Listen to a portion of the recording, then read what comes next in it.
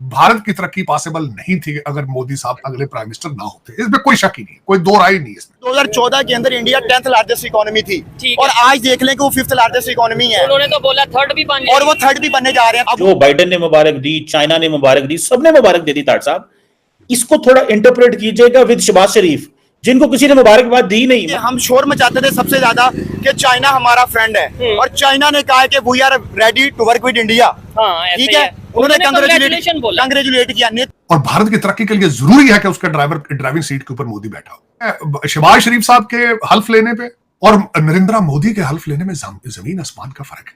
मुझे कल परसों किसी लौड़े लपाड़े ने कहा कि ये बीजेपी का पेड आदमी है, ये जो मोदी से तनख्वाह ले रहा है। हमारे लीडर्स का ये मानना है कि जो पाकिस्तान जिंदाबाद और इंडिया मुर्दाबाद कहेगा वही सच्चा पाकिस्तानी है।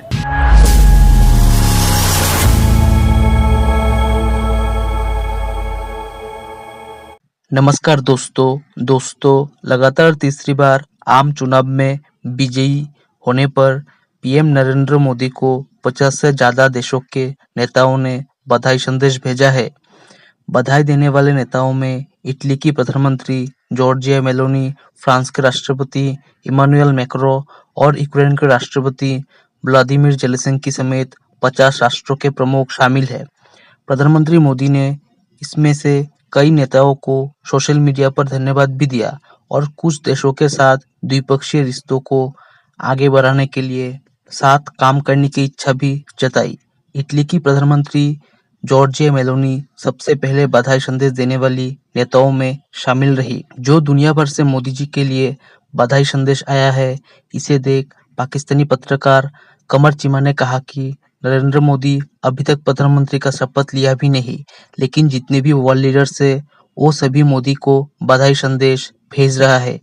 जब पाकिस्तान के प्रधानमंत्री शहबाज शरीफ बने थे तब कोई भी शहबाज शरीफ को बधाई संदेश नहीं दी थी, लेकिन पूरी दुनिया को पता है कि पाकिस्तान में चुनाव का जो नतीजा होगा वो पाकिस्तानी सेना डिसाइड करता है किसको पाकिस्तान का प्रधानमंत्री बनना चाहिए।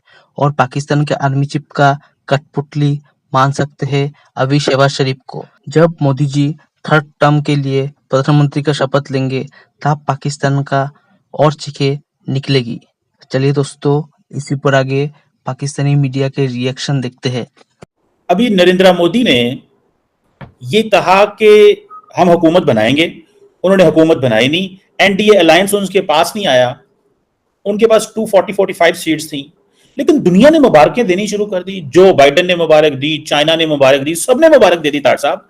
इसको थोड़ा इंटरप्रेट कीजिएगा विद शहबाज शरीफ, जिनको किसी ने मुबारकबाद दी नहीं। मतलब उन्होंने हल्फ भी उठा लिया, सब कुछ कर लिया, उनको किसी ने मुबारक नहीं दी, लेकिन नरेंद्र मोदी को हल्फ उठाने से पहले ही पूरी दुनिया मुबारक दे रही है। इसका जरा कंपैरिजन करें कि ये दोनों क्या चीजें हैं, क्योंकि ये 2 महीने पहले तो शहबाज शरीफ वज़ीर आज़म बने हैं, उनको तो किसी ने मुबारक नहीं दी। इसको आप कैसे देखते हैं?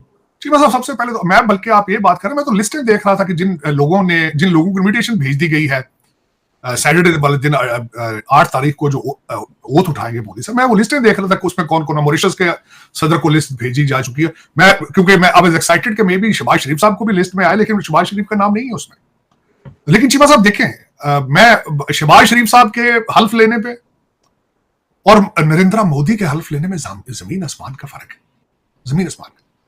आपके शहबाज शरीफ साहब को अभी लोग अली अमीन गंडापुर जैसे लोग कई जो है रोजाना गिरबान पकड़ते हैं इस हुकूमत का, कहते हैं तुम फार्म 47 फार्म 45 की पैदावार। दूसरा, मोहसिन नकवी साहब को रोजाना कई लोग कहते हैं कि वो वॉइस राय है।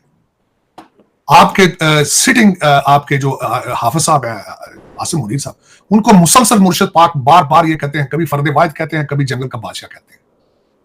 तो आपका क्या ख्याल है, दुनिया आपकी क्यों इज्जत करेगी, क्यों इज्जत करेगी? आप मुझे पता है, आप बार बार, आप मुझे ये बताएं, जेल के अंदर से हर इंटरनेशनल जरीदे को इंटरव्यू दिया जा रहा है, अगले दिन उन्होंने सवालनामे अंदर जा रहे हैं।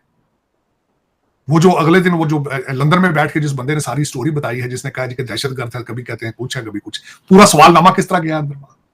कोई है बंदा को इसको इन्वेस्टिगेट करे?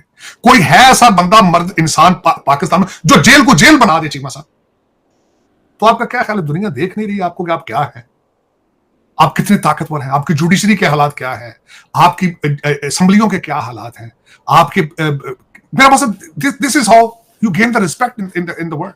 और दूसरा दुनिया को पता, बल्कि चीमा साहब आप बात करें जो इस वक्त कोलिशन पार्टी है, मेरा मकसद इस वक्त जो दो पार्टियां उनके साथ हैं जो अपनी डिमांड्स लेके जा रही हैं, बल्कि आप उससे बात करें, उन्होंने जहाज में लालू खेत और उनके लड़के को साथ जहाज में बिठा के लेकर गए। आपका क्या ख्याल है? मैं इन चीजों को देख नहीं रहा हूं कि कहां जा रहे। मैंने आते ही कहा था कि इस वक्त भारत का टीवी मीडिया जो है वो सार्कास्टिकली बातें कर रहा है कि इस गाड़ी के 3 ड्राइवर होंगे। अब ऐसा नहीं होगा चीमा साहब, ऐसा नहीं होगा। This is not the Modi style, this is not the Modi style.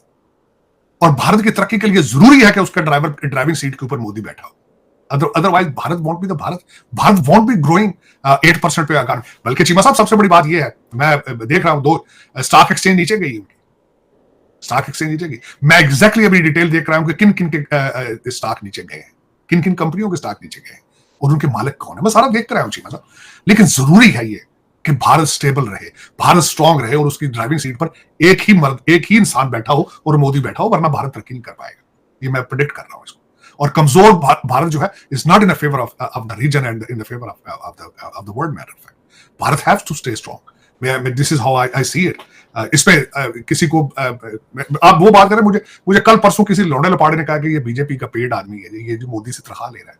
कहने से क्या फर्क पड़ता है? I am a political scientist Cheema साहब, मैं हकीकत की बात करता हूं और इसको जरूर तकसीम देख करके देख लें जो मैं बात कर रहा हूं।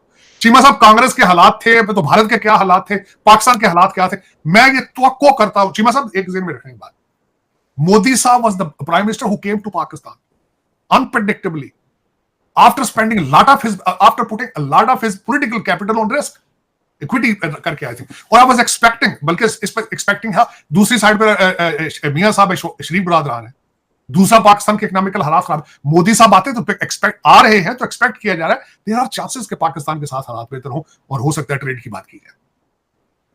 तो मैं this is what the practical is. और दूसरा इस वक्त अगर देखा जाए चीमा साहब, उस रीजन के अंदर अगर भारत कमजोर होता है तो चाइना स्ट्रांग होगा, चाइना स्ट्रांग होगा। मैं उसको इनडायरेक्टली देखता हूं कि China is a rivalry to America and I am an American citizen my self.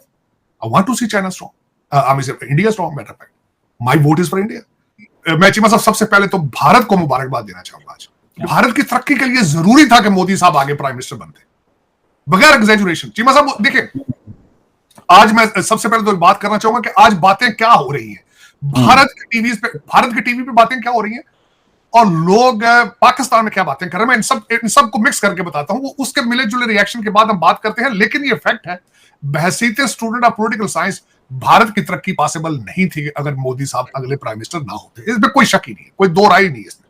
अब उसमें बताता हूं बात, लोग जो बातें कर रहे हैं आज, अब से 10 मिनट पहले मैं भारत के टीवी चैनल देख रहा था, उसमें वो कहते थे जी अब इस गाड़ी के ड्राइवर 3 होंगे क्योंकि कोलिशन गवर्नमेंट है। अच्छा, फिर उनकी मिनिस्ट्रियों के बारे में बातें हो रही हैं कि जी होम मिनिस्टर उनका होगा, ये होगा, वो होगा।